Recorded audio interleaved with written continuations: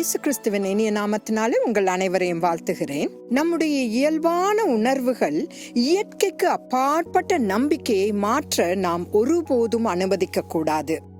இயேசுவின் பிரசங்கத்தை கேட்க வந்த திரளான ஜனத்தை சீஷர்கள் அமர செய்து பின்னர் அவர்களுக்கு அப்பத்தையும் மீனையும் பரிமாற வேண்டியிருந்தது. இவ்வாறு பணிவிடை செய்த பின்னர் அவர்கள் மிகவும் களைத்து சோர்வடைந்திருக்க வேண்டும்.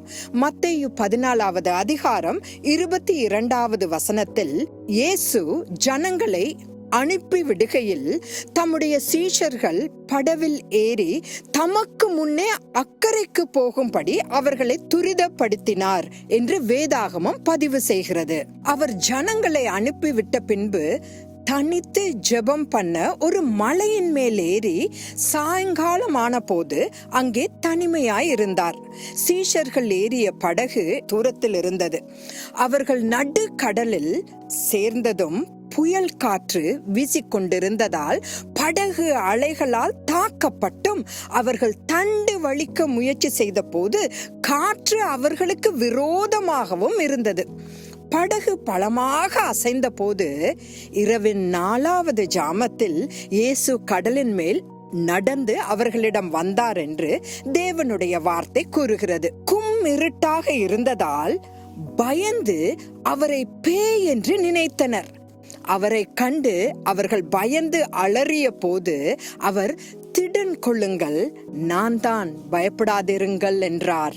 ஆனால் இன்று உலகில் இருக்கும் அநேக பிரசங்கியாரால் முந்திரி கொட்டை பேதுரு என்று தவறாக அடையாளப்படுத்தப்படும் இந்த பேதுருவே இயேசுவை நோக்கி, ஆண்டவரே, நீரே ஆனால் நான் ஜலத்தின் மேல் நடந்து உம்மிடத்தில் வர கட்டளையிடும் என்றான்.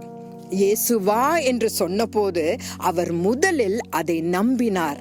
எல்லா விசுவாசிகளும் பயத்தாலும் கவலையாலும் நிரம்பி இருந்த போது அவர் இயேசுவின் வார்த்தையை உண்மை என நம்பினார். ஒரு உண்மையை நம்புவதுதான் உண்மையான விசுவாசம். அந்த விசுவாசமே அவரை தண்ணீரின் மேல் நடக்க உதவியது.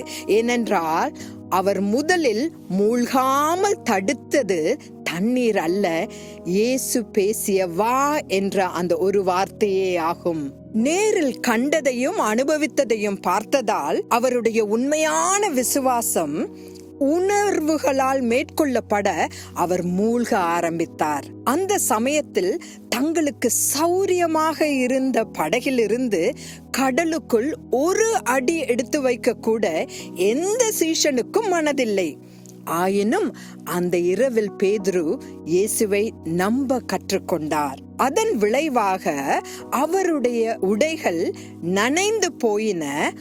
ஆனாலும் இயேசு கிறிஸ்துவை தவிர தண்ணீரில் நடந்த ஒரே மனிதன் பேதுரு என்று அவரது பெயர் புதிய ஏற்பாட்டில் எழுதப்பட்டிருக்கிறது. இன்று நாம் இயல்பான உணர்வுகளால் நடத்தப்படுகிறோமா அல்லது ஈர்க்கப்படுகிறோமா அல்லது இயற்கைக்கு அப்பாற்பட்ட விசுவாசத்தினால் செயல்படுகிறோமா? சற்று சிந்திப்போம். மறுபடியும் நாளை சந்திக்கலாம். ஆமேன்.